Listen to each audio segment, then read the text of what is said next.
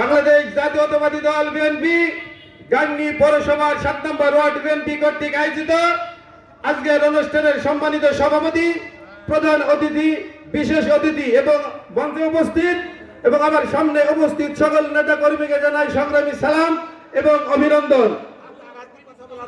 সংগ্রামী নেতৃবৃন্দ, দীর্ঘ 16-17টা বছরের ভিতরে আপনারা বিশ্বজিতের হত্যা দেখেছেন, আপনারা দেখেছেন ভারতের তারকাটায় ঝুলে রেখেছিল ফেলানিকে, আপনারা দেখেছেন ঢাকার শাপলা চত্বরে হাজার হাজার কমলমতি হাফেজদের হত্যা করেছে এই স্বৈরাচার ফ্যাসিবাদ সরকার। কিন্তু এত হত্যার পরেও তিনি শান্তি পাননি, তারপরেও হত্যা করেছে। মুগ্ধ সাইদ সহ হাজার হাজার নেতা কর্মীকে কিন্তু হত্যা করেছে।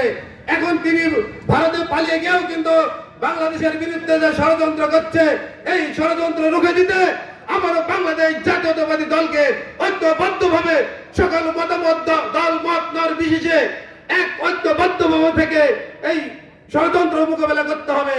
সংগ্রামী নেতৃবৃন্দ, 16 বছরের ভিতরে আমজাদ মিয়া এবং আসাদুজ্জামান বাবলুর নেতৃত্বে আমরা গাংনীর রাজপথ সর্বদা দখল করেছি। আন্দোলন, মিটিং, মিছিল প্রত্যেকটা ডাকে আমজাদ মিয়ার ডাকে এবং আসাদুজ্জামান বাবলু ভাইয়ের ডাকে আমরা কিন্তু রাজপথে উপস্থিত হয়েছি। কিন্তু আজ আমরা দেখছি হাতে গোনা কয়েকটা নেতাকে যারা ব্যবসা বাণিজ্য নিয়ে ব্যস্ত ছিল, তাদের টাকার বিনিময়ে আহ্বায়ক কমিটি নিয়ে এসেছে মেহেরপুর জেলা বিএনপির আহ্বায়ক কমিটি। এই কমিটি কিন্তু আমরা গ্রহণযোগ্য মনে করি না। তাই অতি অবিলম্বে এই কমিটিকে নতুন করে আবার এই পুনর্গঠনের আমরা দাবি জানাচ্ছি। আগামী 25 তারিখে মেহেরপুরে আমানুল্লাহ আমান সাহেব আসছেন। উনি কিছুদিন আগে বলে গেছিলেন যারা হামলা, মামলা, নির্যাতন, নিপীড়ন এবং দলের পরীক্ষিত নেতাদের দিয়েই কিন্তু আহ্বায়ক কমিটি হবে। আমরা কিন্তু সেটা দেখতে পাইনি।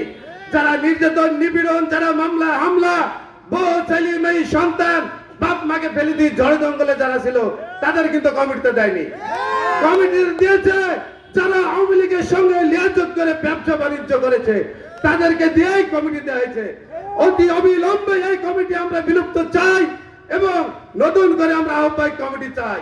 সংগ্রামী নেতৃবৃন্দ, আপনারাই বলেন আমজাদ মিয়াকে বাদ দিয়ে, আসাদুজ্জামান বাবলুকে বাদ দিয়ে যদি কমিটি হয় সেই কমিটিকে মেনে নেওয়া যাবে?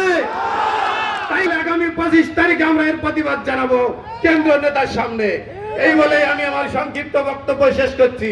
বাংলাদেশ জিন্দাবাদ, শহীদ অমর হোক দেশনেত্রী বেগম খালেদা জিন্দাবাদ। ধন্যবাদ সবাইকে।